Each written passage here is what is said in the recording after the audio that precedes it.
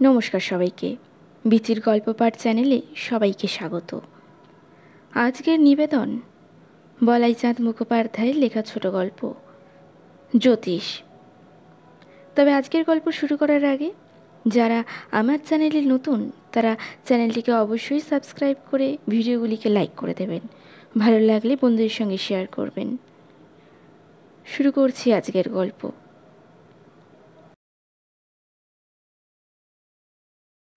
জ্যোতিষের আসবার কথা ছিল। সুটকেস গুছিয়ে তার অপেক্ষায় বসেছিলাম। দুজনে একসঙ্গেই কাশ্মীর যাব ঠিক হয়েছিল প্রায় মাসখানেক আগেই। সে নিজেই প্রস্তাবটা করেছিল। প্রথমে বলেছিল, ভাই পরেশ, কলকাতার ভালো লাগছে না, বোমবাজি আর রাজনীতি, পানসের থিয়েটার আর বাজে সিনেমা, স্ট্রাইক আর হামলা, দম বন্ধ হয়ে আসছে ভাই, চল পালাই কোথাও। কাশ্মীর যাবি? কাশ্মীরে মঞ্জুলিরা আছে, থাকবার কোনো অসুবিধা হবে না। মঞ্জুলির বাবা ওখানে বড় অফিসার, আমাকে নিমন্ত্রণ করেছেন। চল কাশ্মীরেই যাওয়া যাক। পরশুদিন জ্যোতিষী দুটো বার্থ রিজার্ভেশনের টিকিট কিনে দিয়ে গেছে। বলেছে আজ ঠিক সময় ট্যাক্সি নিয়ে আসবে। সুটকেস গুছিয়ে দাড়ি কামিয়ে বসেছিলাম। জ্যোতিষের পাত্তা নেই। জ্যোতিষ একটি গভর্নমেন্ট ফ্ল্যাটে একটা রুম নিয়ে থাকে। তার ফোন আছে, ফোন করলাম, ফোনটা বাজতেই লাগলো।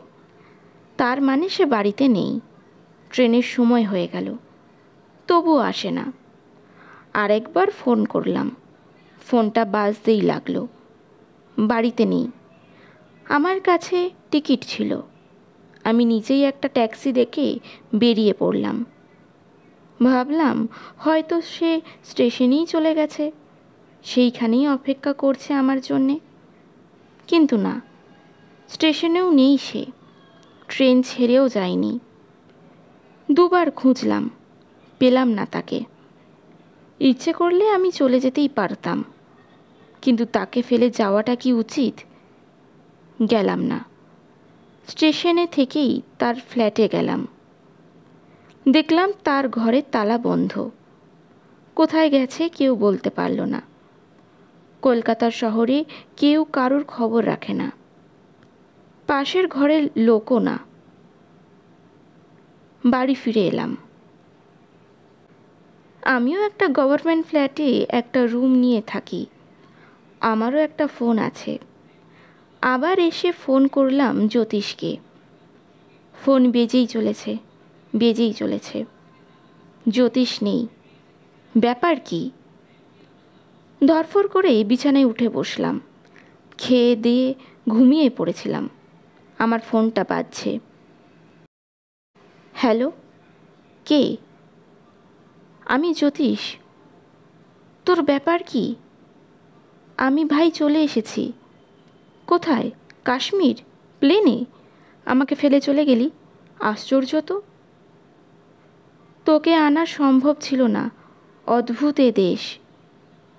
খুব চমৎকার সিনারি না? কাশ্মীর যে ভূস্বর্গ, সিনারি তো ভালো হবেই। আমাকে ফেলে চলে গেলি? না, সিনারি দেখছি না, এ এক অদ্ভুত দেশ। প্রথমে যখন এলাম তখন দেখি চারিদিক ফাঁকা, কোথাও কেউ নেই। বিরাট দেশ, বিরাট আকাশ, বিরাট মাঠ, বিরাট দিগন্ত, কিন্তু কোথাও কেউ নেই। হাঁটতে লাগলাম। কিছুক্ষণ হাঁটার পর দেখি একদল লোক ছুটে আসছে আমার দিকে। ভয় পেয়ে গেলুম, কিন্তু পালাতে পারলাম না। চারিদিক ফাঁকা, লুকোবারও জায়গা নেই। লোকগুলো এসে আমাকে প্রশ্ন করল, আপনি বাঙালি? আমি বললাম, হ্যাঁ। তারা বললে, তাহলে আসুন আমাদের সঙ্গে। আমরা মুক্তি বাহিনীর লোক, পাকিস্তানি ফৌজকে মেরে তাড়াবো। তারা এখানেও এসেছে, কিন্তু এখানেও তাদের থাকতে দেব না। এখান থেকেও মেরে তাড়াবো তাদের। আপনি আসুন আমার সঙ্গে। তাদের কারোর হাতে দা, কারোর হাতে কুড়ুল, কারোর হাতে বন্দুক, কারোর হাতে তলোয়ার, কারোর হাতে লাঠি, কারোর হাতে কিচ্ছু নেই। তারা নিরস্ত।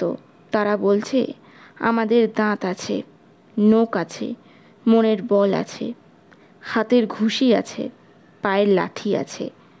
আপনিও আসুন আমার সঙ্গে। চলুন চলুন, আর দেরি নয়। আমার হাত ধরে টানতে লাগলো। শেষে আমিও তাদের দলে ভিড়ে গেলাম। ছুটতে লাগলাম তাদের সঙ্গে। ছুটতে ছুটতে জিজ্ঞাসা করলাম, কত দূরে পাক সৈন্য? আমরা কোথায় যাচ্ছি? তারা বললে, যাচ্ছি আমাদের নেতাদের কাছে। তারাই আমাদের বলে দেবেন কোথায় কিভাবে আক্রমণ করতে হবে। আরও কিছু দূর ছুটে একটা জ্যোতির্ময় লোকে এসে পৌঁছালাম। চারিদিক আলোয় আলো। প্রথমেই চোখে পড়ল একটা বলিষ্ঠ লোক ঘোড়ার পিঠে চড়ে আমাদের দিকে তাকিয়ে রয়েছেন।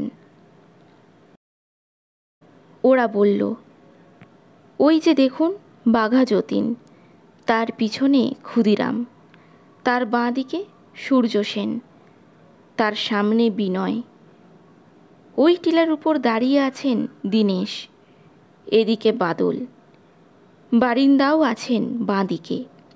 ওই দেখুন শ্রী অরবিন্দ অনেক দূরে, পুলিন দাস, তার পাশে কানাই, তার পাশে। আমি বললাম, ওরা তো সব মারা গেছে। আমিও মারা গেছি। আমার দেহটা পড়ে আছে যাদবপুরে একটা নালির মধ্যে। কি করে মারা গেলে তুমি? পাইপ গানের গুলি লেগে। কে মেরেছে তোমায়? কে মেরেছে জানি, কিন্তু তার নাম বলবো না। সে আমার বন্ধু, নিজের ভুল সে বুঝতে পারবে। আমি। গলাটা ভারাক্রান্ত হয়ে এলো তার। ফোনটা বন্ধ হয়ে গেল হঠাৎ। হ্যালো হ্যালো, আর সাড়া পাওয়া গেল না।